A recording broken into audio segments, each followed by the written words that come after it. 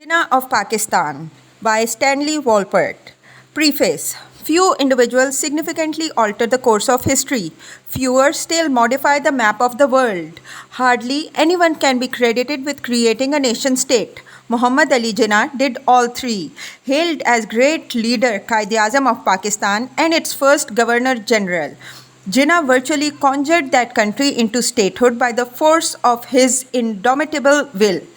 His place of primacy in Pakistan's history looms like a lofty minaret over the achievements of all his contemporaries in the Muslim League.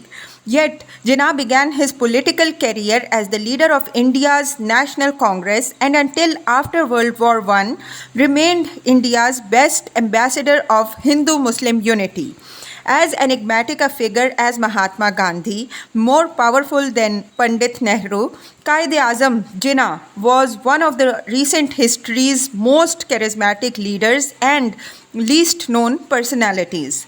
For more than a quarter of a century, I have been intrigued by the apparent paradox of Jinnah's strange story, which has to date never been told in all the fascinating complexity of its brilliant light and tragic darkness. Many people have helped make this book possible.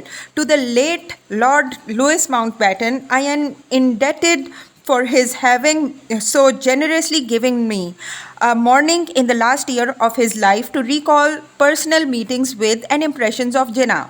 To Begum Liaquat Ali Khan, I am equally indebted for her gracious hospitality and assistance in Karachi. Professor Z.H. Zaidi of London University most warmly encouraged me to write this book more than a decade ago and helped in many ways. He shared his Jinnah letters with me and his own cogent articles and introduced me to his old friend and one of Jinnah's closest colleagues, Mr. M.A.H. Isfahani, who was still living in London then.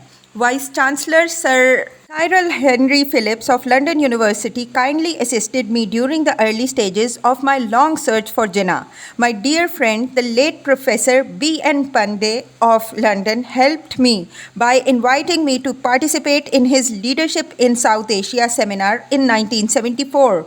Warmest thanks to Miss Mentor, Professor Holden Ferber, for inspiration and generous criticism. Asif Al-Mujahid, the director of the Quaid-e-Azam Academy in Karachi, was most generous in assisting me during my visit to Pakistan in 1980 as the fellow of the American Institute of Pakistan Studies. I thank him and ALEP's director, Professor Hafiz Malik, for all their invaluable. I gratefully acknowledge the aid provided by the ALEPS and its hoard in awarding me a fellowship to complete my research in Pakistan. My sincere thanks also to Dr. Charles, Mr. Arshad, Mr. Afaki, and Akbar of the United States Educational Foundation in Pakistan for their kind hospitality. Dr. A.Z. Sheikh, the director of the National Archives of Pakistan, and his fine staff were most cooperative in opening the full resources of their archives to me during my visit to Islamabad. I am specially grateful to Mr. S.M. Ikram, the microfilming and photostating officer of NAP, for expediting the filming of Jinnah papers for me. Vice President Khalid Shamsul Hassan of the National Bank of Pakistan in Karachi was most helpful in granting me full and immediate access in his office and home to the excellent Shamsul Hassan collection of primary Jinnah papers. I am deeply grateful to him and to Dr. M.H. Siddiqui, the director of the University of Karachi's Freedom Movement Archives, who introduced me to his very impressive collection. My continuing gratitude and appreciation to the librarian and staff of the excellent India Office Library in London, with special thanks to Deputy Archivist Martin Moyer and to Dr. Richard Bingle, both of whom were singularly helpful in steering me towards the new material. For this book, I have interviewed a great number of Jinnah's colleagues and contemporaries in Pakistan, India, and Great Britain, as well as in the United States, over the past 15 years. And although there is not space to mention each by name, I wish to thank them all for helping me to better understand this singularly secretive and complex man. To the Right Honorable S.S. Pirzada, the Minister of Law of Pakistan and Chairman of the Quaid-e-Azam Biography Committee, my sincere thanks for sharing with me his personal memories and writings on the Quaid-e-Azam. To Admiral S.M. Ahsan, I am most warmly indebted for historic insights and generous hospitality. My grateful appreciation also to Mia Mumtaz Daultana, Sardar Shaukat Hayat, Justice Javed Iqbal, Brigadier N.A. Hussain, former Chief Minister of Sindh Mumtaz Ali Bhutto, former Karachi Mayor Hashim Raza, and former Ambassador Muhammad Masroor for many helpful insights concerning Jinnah's personality. To Lady Dhananati Rama Rao, Srimati Pupal Jayakar, and Srimati Sheila Kalia, I am deeply indebted for singularly sensitive keys to the character not only of Jinnah but of his wife and daughter as well. I thank Ved Mehta for sharing with me his father's memory of Jinnah. I am most thankful to Professor Fazlur Rahman recalling all that he did about Jinnah, and to Professor Khalid bin Saeed for his help.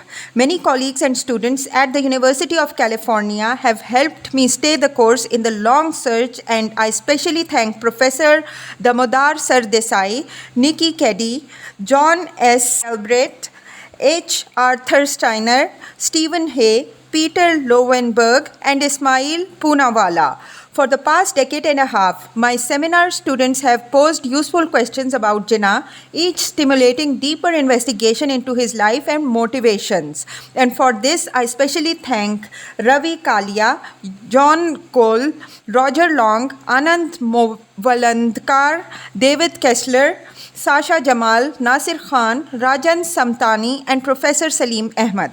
I spoke many times by phone with Jinnah's only daughter, Mrs. Dina Wadia. In 1980, I was to have interviewed her at her Madison Avenue apartment in Manhattan.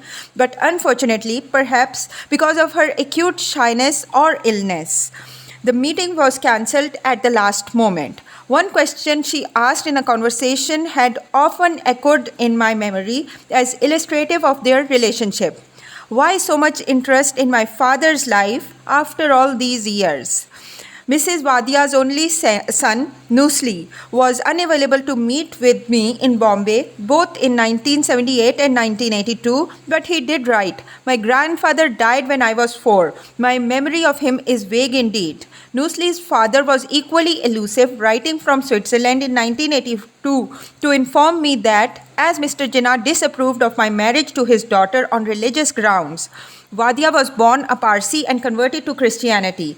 I saw very little of him and therefore regret I cannot help. My daughter was too young to remember him and saw little of him, so there would be no use in contacting her. In 1980, Jinnah's last surviving sister was bedridden in Karachi. I was unable to see her and she died shortly after my visit there. I thank my editor, Nancy Lane, and my copy editor, Kathy Antrim, for their help in bringing this book to press. And I thank Kate Wittenberg as well, to Faye Fowman, who typed the manuscript, and to my friend Elaine Altias, who has kindly photographed me. Heartfelt thanks.